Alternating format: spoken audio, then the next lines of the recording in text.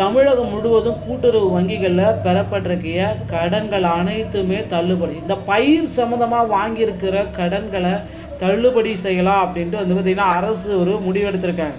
இதன் அடிப்படையில் தமிழ்நாடு வேளாண் நிதிநிலை அறிக்கையில் கூட்டுறவு பயிர்க்கடன் தள்ளுபடிக்கென 1477 கோடி ஒதுக்கீடு செய்யப்பட்டுள்ளதாக அமைச்சர் எம்ஆர்கே பன்னீர்செல்வம் இந்த தகவலை தற்சமயம் வெளியிட்டிருக்கார்.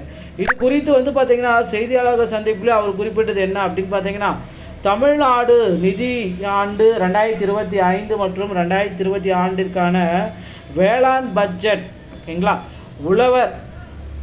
உழவர் நலத்துறை அமைச்சர் எம்ஆர்கே பன்னீர்செல்வம் தாக்கல் செய்திருந்தார். 2025 மற்றும் 2026 ஆண்டில் 1477 கோடி நிதி ஒதுக்கீடு செய்யப்பட்டுள்ளது. கூட்டுறவு வேளாண் பயிர்க்கடன் தள்ளுபடி குறித்து சட்டப்பேரவையில் பேசிய அமைச்சர் வேளாண்மை துறையில் அடையப்பட்ட சாதனைகளை மார்ச் 13 வெளியிடப்பட்ட தமிழ்நாடு பொருளாதார ஆய்வறிக்கை 2024 மற்றும் 2025 வெளியிட்டிருக்காரு.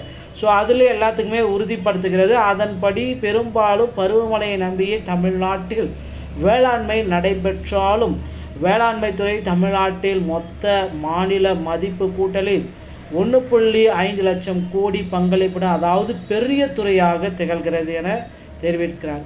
ஸோ இந்த பயிர்க்கடன் 3.58 லட்சம் கோடியாக அதிகரிப்பு. ஸோ இந்த பயிர்க்கடனை பார்த்திங்கன்னா அதிக அளவில் பண்ணலாம் அப்படின்ற யோசனைகள் எல்லாமே வந்திருக்கு.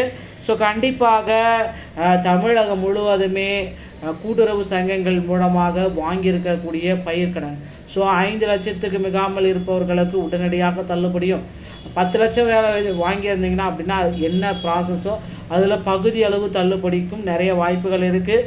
ஸோ பயிர்க்கடன்கள் பெற்றிருந்தால் உங்களுக்கு மகிழ்ச்சி, கவலையே பட வேண்டாம். ஸோ அடுத்தடுத்த தகவல்கள் இது குறித்து நம்ம சேனலில் உங்களுக்கு பிரத்யேகமாக ஒளிபரப்பப்படும்.